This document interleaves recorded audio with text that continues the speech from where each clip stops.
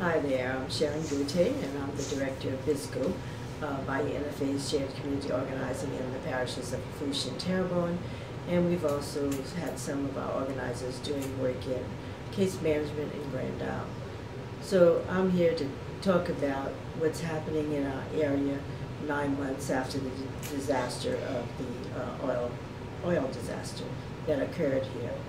We still have families that are in dire need of assistance. We have families that we heard from recently that have health issues. We have families that have need for food.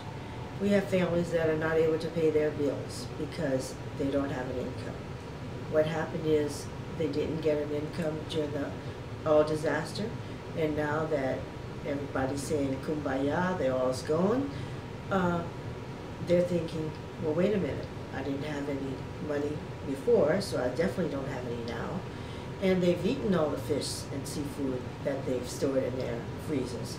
But not only they don't have any, their mothers, their grandmothers, their aunties and uncles, anyone that they usually provide for, are hurting now because they don't have the food sources that were provided to them by the fishermen who were involved at that time.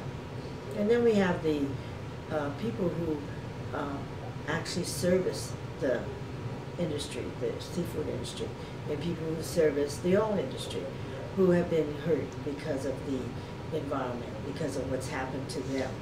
So when we look around 9 months after, it's just as bad as after a storm, right? Or just as bad as right after the oil disaster, because there's still nothing inside.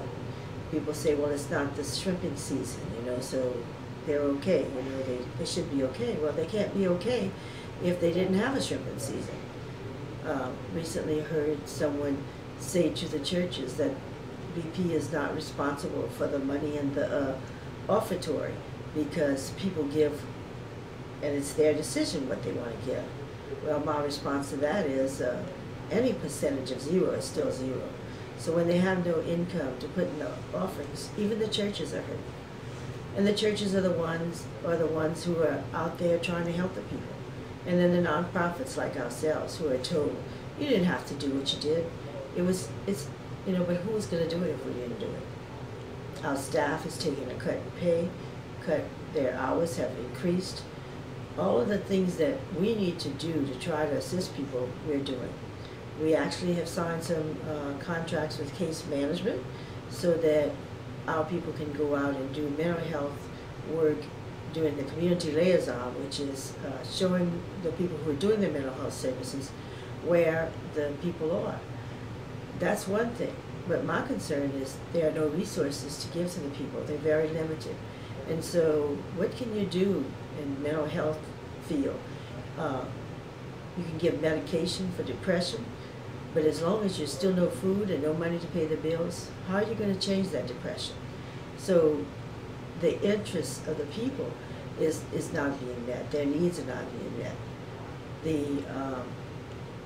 The whole thing boils down to me as people are not made whole, as they said they were going to be made whole. People are suffering. And, there can always point to a few people who have succeeded or who have gone to work and made some money. Or they can point to the people who tried to beat the system.